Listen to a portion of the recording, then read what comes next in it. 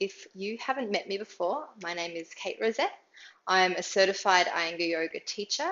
I'm the founder of yogabranches.com, and I'm on a mission to make yoga accessible to people at home, to have a regular daily home yoga practice that brings balance to your life, that gives you balance in your life so that you feel connected to your body, to your mind, to people around you. And and the only way we can really do that, I believe, is in a really regular daily practice. And so that's what I'm talking about today, about the challenges of maintaining a regular daily practice. So I'm going to talk about three different kind of categories of challenges that come with practicing. The first category of challenges is just getting on the mat in the first place. Now, with that, I'm sure many of you can relate to that. So actually, I'm going to say that now before I go any further. Whether you're watching this video live or watching the replay, I love a bit of interaction. So you can comment and add your comments as I ask questions along the way, or you can hit those buttons at the bottom there, the hearts or the thumbs up, to let me know. Let me know if any of what I'm saying resonates with you, if you can connect with it. And then that'll give me a bit of feedback about what more to give you. So the first challenges that I was talking about was getting on the mat. Just first off, how to get on the mat daily and the challenge of that and all the challenges that come up with getting on the mat. For example, I've got my notes here, so you'll see me flicking them. The challenges of getting on the mat are like making time. That's probably the biggest one I hear from you guys in this community. Making time and prioritizing time to get on the mat. Which comes along with that is discipline and yeah, like prioritizing. So you're constantly balancing, work commitments, family commitments, and other, domestic duties. All of these things you're balancing all of the time, and it's about prioritizing. So that's one of the big ones about getting on the mat daily, and one of the big challenges is making time, and prioritizing that yoga is important for you. Another one of the big challenges is you feel too tired, you feel perhaps lazy and unmotivated, so that makes it hard to get on the mat. Other challenges with just getting on the mat. For those of you who are joining me now, I'm just starting with the first category of challenges, which is the challenge of getting on the mat in the first place. So too tired, too lazy, unmotivated, can't make time, hungry, or you've just eaten. Anyone ever had that before, where you're too hungry to practice so you can't get on the mat, or perhaps you've just eaten and the timing's wrong? Space, environment, having a good space to practice in that's clean, that's not cluttered, that isn't full of toys on the floor. And probably one of the other challenges with just getting on the mat, this is just category one, would be lacking confidence and knowing what to do when you get on the mat, feeling overwhelmed with, okay, I could get on the mat, but what am I going to do? Sequencing. So these are kind of like the main things that I hear from the community about the challenges of getting on the mat in the first place. And they're common. And even though I've been practicing for a really long time and I have a very consistent practice, it doesn't mean these challenges don't arise for me daily. They do.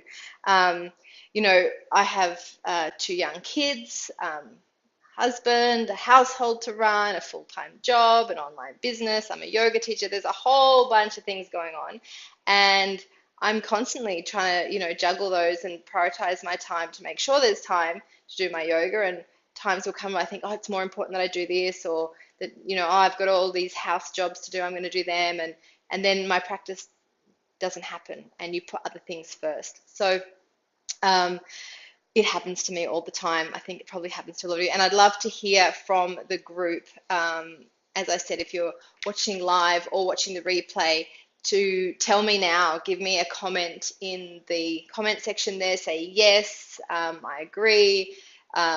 If you are struggling to get on the mat for any of those reasons that I've talked about. Or give me one of those thumbs up or hearts if it relates and resonates. So, with all the challenges that I'm going to present to you, I also like to offer some really tangible and easy to apply solutions and ideas and tips. They're not necessarily solutions. I'm not going to fix your challenges to getting on the mat instantly, but I always like to offer something that you can work with to help you overcome those challenges. So, in relation to the challenge of getting on the mat, I think one of the really big things is having a clear intention for why you're getting on the mat in the first place.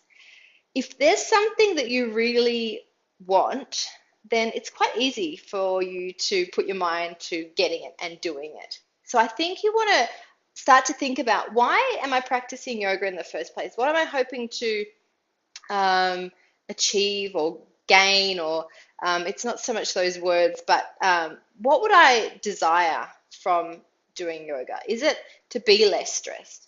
Is it to feel more connected, body and mind?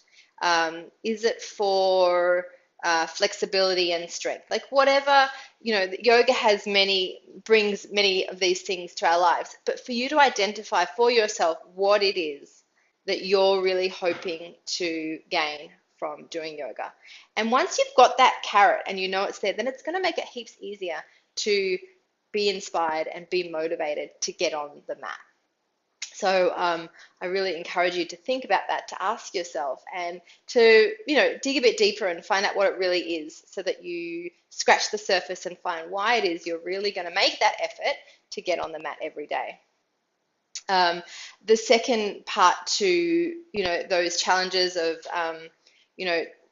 being hungry or have just eaten or being distracted by other kids, that sort of thing, then another big part of getting on of overcoming that challenge of getting on the mat is timing and planning and scheduling. So really looking at your calendar, looking at your weekly schedule, and finding those chunks of time where you're going to be least interrupted. Perhaps the kids aren't around, or you've done your work and you'll be able to commit that time. Finding those little blocks and windows of time. And I'm just talking about 20 minutes. We're not talking about an hour and a half or a full yoga class. We're talking about 20 minutes if you're trying to start a regular home practice. So really looking at your calendar, finding that 20-minute block and marking it and carving it out, and that will help you to then know, okay, well, that 20 minutes can't be straight before lunch because I'm going to be too hungry, or straight after lunch because I'll have just eaten, and it can't be then because the kids are going to be home from school. So finding that time, but taking the time to find the time. And the other one that's a big one about the challenge of getting on the mat is confidence.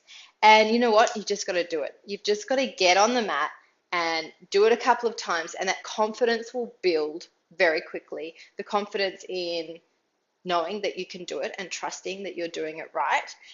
The confidence in creating sequences that are satisfying and challenging.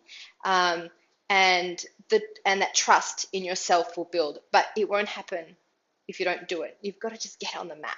Just do it. Trust that you'll be fine, and something will move into the next. And I think ideally at the very beginning, having a sequence that you've printed out, like a little PDF with graphic pictures that you can follow along. So you don't have to think about what you're doing. That challenge comes later when you've already, when you're more confident. But initially, just having a sequence that you can just download, follow, and keep it really simple. And I can share actually at the end of this video, I'll pop a couple of links in here for some sequences that you can download so that they're there for you to get going. Okay, so here we have, I'm just going to do a little sum up for those of you who have jumped in live recently, that we've just I'm talking about all the kinds of challenges that we have in our practice, and the first category was the challenge of getting on the mat in the first place. So now that we've sort of unpacked that a little bit, looked at the challenges and looked at a couple of tips and solutions, if you've just jumped in live, go back keep watching me now, and at the end go back and watch the beginning talking about the challenge of getting on the mat and a few tips to overcome that. So the second challenge I'm going to talk about is the challenge of our physical body, the body that we were born with. And, perhaps um, this is going to be more interesting or more relative to some people than others. But whether or not you were born with a physical condition has that limits your ability, or perhaps you were in an accident or have had an injury, or an illness that has caused your body to be more physically challenged with yoga poses. It may not be any of them. It might just be that due to lifestyle, that you're an office worker and spend all your days sitting down, hunched over a computer, or that you're a laborer and you spend all your days lifting and doing hard, heavy work. Perhaps you're a competitive sportsman. Whatever your lifestyle is, it doesn't have to be a particular injury or that you were born with a condition, just out of the way that we are living and conditioning our bodies. We have these challenges, whether it be tight hamstrings, neck and shoulders, bad knees, ankles, migraines, menstruation pains. All of these things are common to everybody, some more severe than others. But as a yoga practitioner, we're wanting to address these conditions and issues and find ways to improve our health and improve our well-being with the yoga, and to use the yoga to really bring a better quality of life and to heal. So now's a good time, if you're watching live or the replay, to throw a comment in there, give me a thumbs up, a heart, something to indicate that you can relate to these physical challenges that come when we practice. And so I'm just going to move this a bit, and then I can actually see the comments coming up. Just give me a second. There we go. Now I can see some comments coming up. Okay, so I just noticed that there is a comment about anyone else having trouble accessing the video. I've got a couple of people watching live, so if everyone else's video is good, then perhaps just go no problem or give us a comment so I can see. Otherwise, maybe I can refresh the video. And BJ, there'll be a replay of this available as well. So if you've got a bad connection where you are, the replay will be available for you to watch. Okay, so I was talking about the physical body, what we're born with, what has happened over to our body over our lives, and how we can work with that in our practice. Like for myself, that I can speak from experience, my body is quite muscular, which people perhaps think is a good thing, but muscularity brings a lot of tightness. So I have strength, but I'm a very tight, kind of compact body, and that brings a whole host of its own challenges into my practice of wanting to lengthen my muscles and elongate and all of those sorts of things. And as well as I've had my sort of fair share of physical injuries. So I've had a disc bulge in my spine and things like that have come along throughout the duration of my practice that I'm always managing and dealing with and trying to come to terms with and accept, rather than pushing against them. So I guess that kind of leads me straight into some suggestions about working with injuries and using the injuries as a way to discover more about our bodies, to learn more about ourselves, and to enhance our yoga.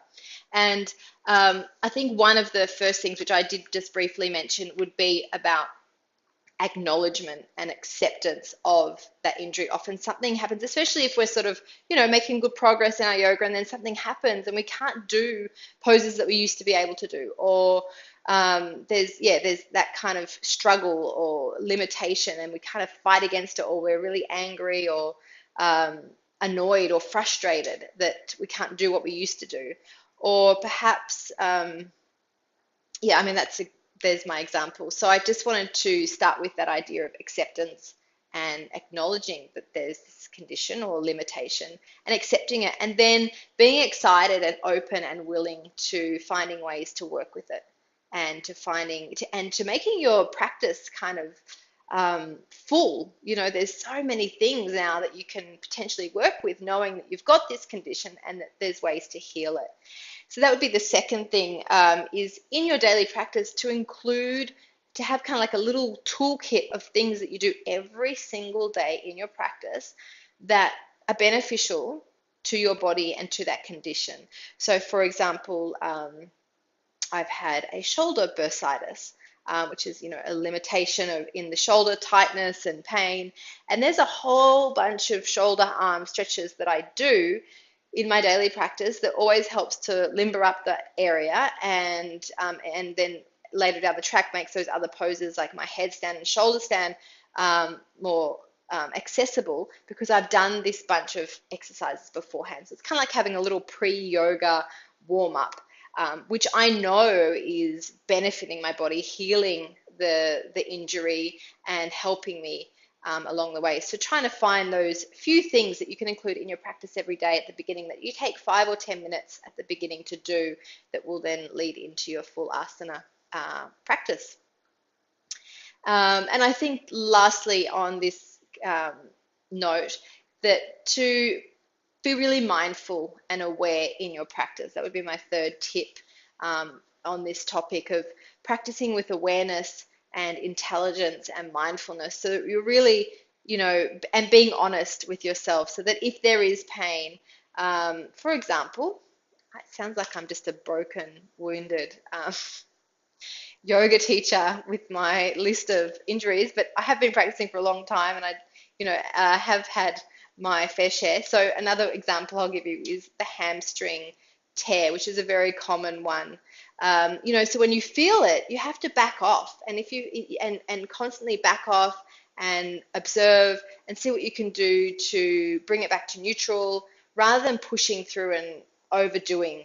That's a big one. Overdoing.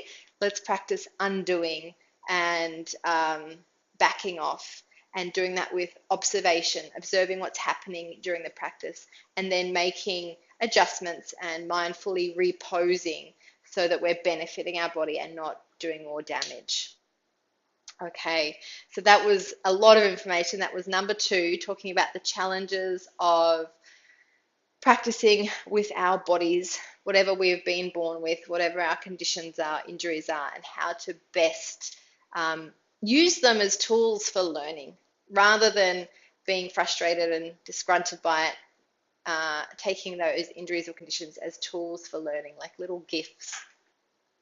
Okay, so lastly, let me just check my notes, make sure I haven't forgotten anything.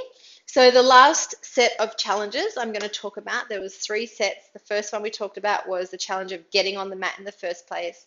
The second challenge was dealing and working with the bodies that we have.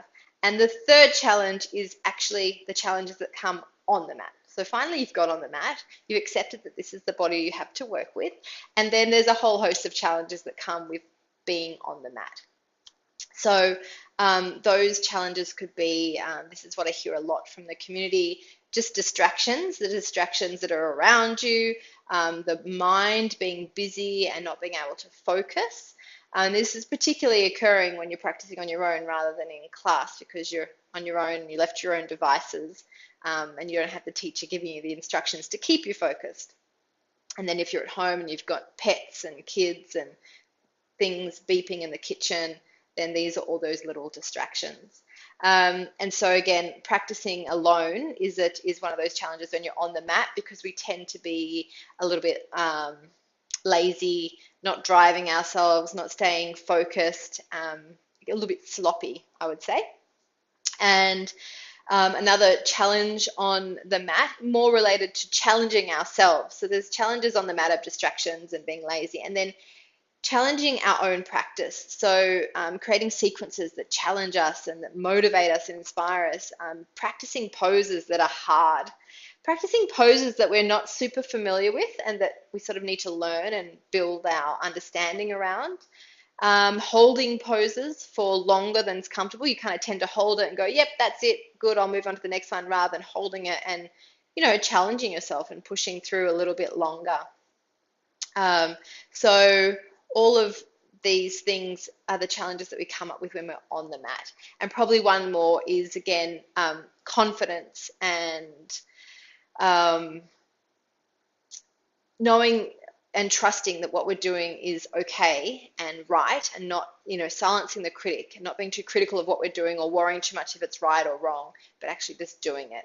And trusting that if you've been to an Iyengar yoga class and you've had a teacher, then you will have been taught the technique, and trust that that memory of that technique is in your body and that you'll be able to do it on the mat. So, again, all of these challenges are ones that I come up to every day in my practice. And I'd say, like, particularly one of the biggest challenges would be the mind wandering off. You think you're focused, and then all of a sudden you realize you're thinking about tonight's dinner or picking up the kids. So staying focused, I think, in the asana, when you don't have the teacher driving the instructions and giving you all of that information and keeping you focused in the asana. So if you can relate to any of these challenges when you're practicing on your own that I've talked about, being sloppy or lazy, or the mind being distracted, or not challenging yourself with challenging poses or holding poses long enough, I'd love to hear a comment there, or a thumbs up or a heart to let me know that you can relate and it resonates. And these challenges are not just mine, that we all have them as well. So just to talk about a few ways to address those challenges that come up. The distractions, you can't block the distractions. You can't make them go away, especially if you're practicing at home. There's a household going on around you. But I think one thing to minimize them is practicing at a time where you're going to be least distracted, and not having your phone anywhere near you. In this age of our technical, logical devices, the phones and just beeping and pulling us away. So I say just have that phone far away, out of sight, nowhere near. That's one less distraction. I think a really key way to challenging yourself in your practice and staying focused is by planning. Having a really solid weekly or monthly plan about what you're going to practice, about your approach to practicing. And that's key to staying focused on the mat, staying focused in the asana, but also to challenging yourself. And I'll share that link with you once I finish talking, which is a Plan Your Practice workshop series that I did last year, which was really popular. People loved it and found that it really helped them to plan their practice, to integrate more challenging poses, and to have much more structure. And that really helped them to then know, before they were getting on their mat, what they were doing, and then when they're on their mat, their focus was on that plan. And I think as well, one more way of challenging oneself in practice is really mixing up and getting a variety of sequences happening, whether or not you download some PDFs from online, or I'll share some with you here, whether you watch a video, you go to a class and you copy down that sequence that you did. So constantly mixing up and having variety in your sequences is another idea there as well. So let me just again check my notes and do a little recap. We've covered all my three main categories of challenges: the challenge of getting on the mat, the challenge of the body that we are born with, and the challenge of what happens when you're actually on the mat, and all those challenges that arise.